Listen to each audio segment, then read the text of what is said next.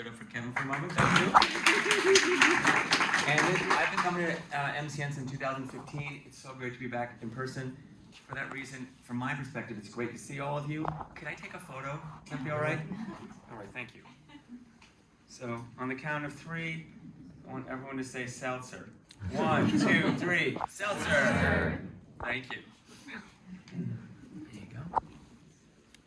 So, I am Barry Joseph. I'm from the Brooklyn Seltzer Museum and Factory Tour.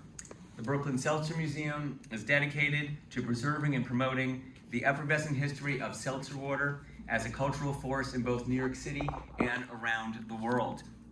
Located within the oldest seltzer works in New York City, still run by the 4th generation family that first founded it in 1953, this new museum celebrates the production of seltzer, the science of seltzer, its cultural importance, and the value of a family-run business. We were very lucky. Before we even opened the doors to the museum, we had a front page article in the New York Times. As a result, before that week was up, we had 1,000 people who were pre-qualified leads who signed up for our newsletter. So of course, one of the first things we wanted to find out was who were they? Who might these people be who might come into our doors? So you can see that after a survey we did amongst them, we identified that the vast majority, no surprise, were seltzer fans. But just before that, experience seekers. Seltzer, what's that? I want to find out, right? It wasn't because they knew seltzer and they were nostalgic about it or loved it. They wanted to see what was this new experience. And about half those numbers were activity directors. Those are the people who would say, I need to manage my family doing something fun on the weekend, or a friend's coming to town, or I have to do something for work. Those were those organizers. And then just below that were the families, which meant people with young kids, looking for activities to do with, under 12.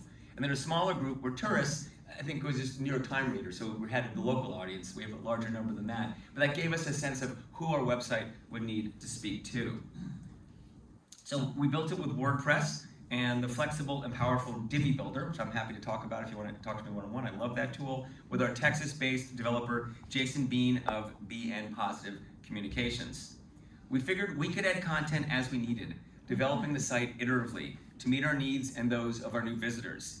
It's sort of like a desire path. If you're not familiar with the idea, it's like before you build the park, you just have no paths. You see where people walk, and then that's where you put down the concrete. So we added concrete, which is to say content. We made new paths. We added gift certificates, a shop, virtual content, press coverage, events, and on and on. And the content grew, as is the animation, like weeds. So before long, it was quite a mess. It wasn't clear to anyone what was on the site or how you would find what you were looking for. We were getting questions daily that the website should have answered, which is taking our time and making an extra lift for the people visiting our site. So we use SharpSpring, which is our email system, which has a CRM function, to learn what paths visitors were taking. They would land on the site, they would buy a ticket, how long did it take them to get there, what circuitous route do they have to take, and how could we essentially reduce the friction. Over this past summer, we worked with a graduate student from NYU to critique and redesign the site. It's now being rebuilt and launched, I want to say today, but I'll just say this week. Like that's where we're at right now, right? So old navigation was on the top when we first launched it. It grew to the one in the middle. Those were the weeds, and it's about to be what's on the bottom. A few modifications, we eventually removed one of those. So events, virtual tour, press, team, shop, contact, small number and small number of words. But that's just about the half of it. Oh, and I love the FAQ page. Yes, all those questions we're getting by email for the last year and a half, now they can be answered on the website before they ask us.